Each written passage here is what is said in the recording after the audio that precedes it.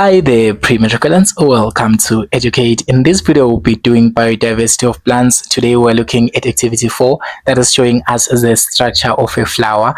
Make sure that you've already watched my videos on flowers and pollination. I will definitely link it in the comments below.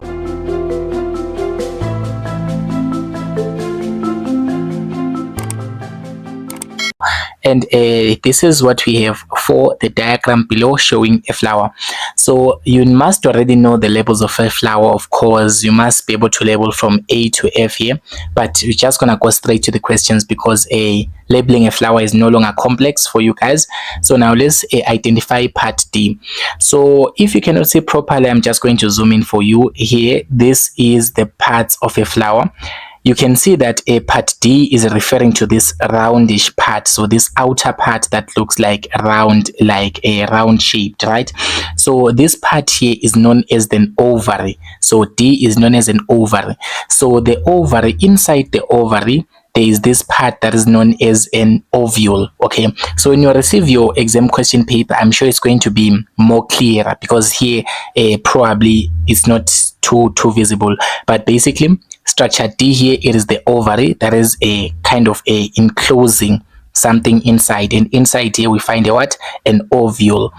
And then structure E here, you can see that it is pointing to this long stalk here, this pipe-like structure that looks like a pipe. So this structure is where the pollen grains descend. So if you have watched my previous video, you already know that the pollen grains, they kind of germinate down here. They kind of come from the top and they descend down here, and this is known as the style of a plant.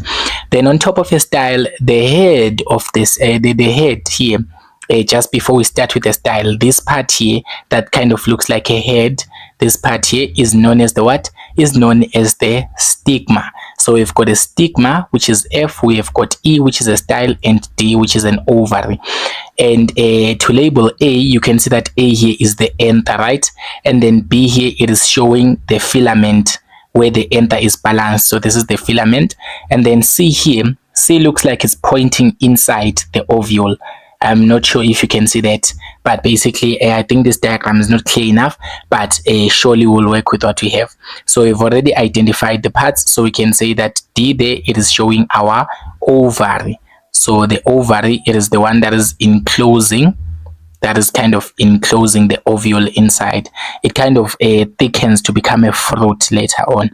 And then E, we've already identified it to be the style. And then F, we've already identified it to be this head part, or this top part, which we call the stigma. So F is the stigma. And then now basically you need to remember that D, E, F collectively, they are known as the female part of the flower, or scientifically as the pistil. So the pistil is the female part of the flower. It consists of the ovary, the style, the stigma, as well as the ovule. Okay, so basically D, E, F, they are collectively known, like together we just call them what? We call them the pistil. And then now 4.2, give the collective name for A and B. So now let's look at A and B one more time from our zoomed in diagram. From our zoomed in diagram, we see that here A is pointing to this to this smaller nyana part here that is known as the anther. So the anther of a flower, remember that it produces the pollen grains. That's where the pollen is produced there.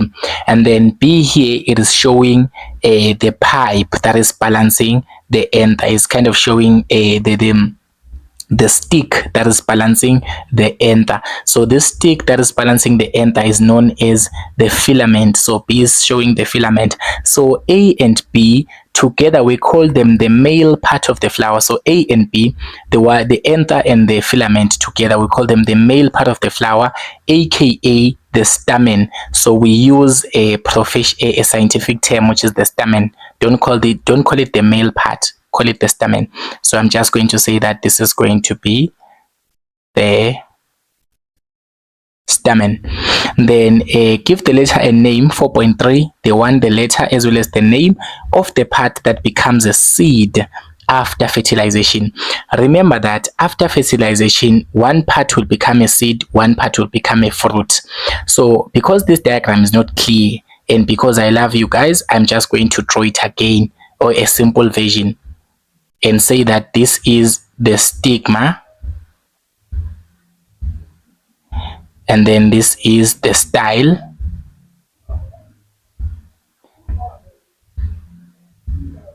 then below it there's an ovary. There's an ovary below it, something like this, right? And then inside the ovary there is some ovules. All right. Okay, I tried my best then. But basically, I'm just redrawing it so that you can see clearly here. So this is a part F, which is your stigma. Then this is part E, which is your style. Then this is the ovary, which is your part D. And then part C, it is showing the ovule. This is part C. So because this diagram is not clear, I'm showing you a better diagram here. You can see that this inside here, C here, C is showing inside comba phakathi la inside the ovary, this ball like structure known as the ovary. So inside there is an ovule. All right, so now the question here, what are they saying? They are saying we should give the letter and the name of the part that becomes a seed after fertilization. So remember that fertilization occurs when the pollen, so pollen actually enters here. It enters here at the stigma, right? And then it germinates down the style, and then it enters and it fertilizes the ovule inside. So C is the ovule. That is where a fertilization takes place. And this ovule, when it is fertilized by a pollen grain, it will become a seed, guys. That's what I've explained in my flowers video. All right. I said what? We said, a pollen, when the pollen grain comes from the anther and it comes in here through the stigma, it germinates down, or it moves down the style. It moves down the style and it gets inside. When it meets with the ovule, they will fertilize each other, forming a seed. So basically, C, which is the ovule, will become a seed afterward, after fertilization. So when you answer this, you're gonna say is C, then you're gonna say it's an ovule. Okay, good boys and girls. 4.4, state two functions of flowers. So we have to state two functions of flowers here. Flowers are very important because sometimes we take out our girlfriends and we call them flowers and stuff like that. But basically, a flower is very important in a biological perspective because flowers are the ones that are responsible for reproduction in flowers, because or in angiosperms. Because basically, once we create a seed and we have some fruit, that seed, if you plant that seed, it can be able to make another new flower. All right, so basically flowers are very important for that. So they act as reproductive structures. So flowers act as reproductive structures. So flowers act as reproductive structures. And also you need to know that flowers, they also attract pollinators. That's the most important thing as well. So flowers, they attract pollinators. You know, pollinators such as insects, such as bees, such as birds, such as wind, all of those pollinators. Okay, beside winds, but basically birds and insects, they are attracted by the flowers. If the flowers are looking beautiful, they will definitely go and suck the nectar from it and collect the pollen and transfer it to another flower. So basically, that's the main primary function of flowers. So thank you so much for watching this wonderful Premier Truculence. Don't forget to subscribe to the channel. Tell your friends to also stay tuned.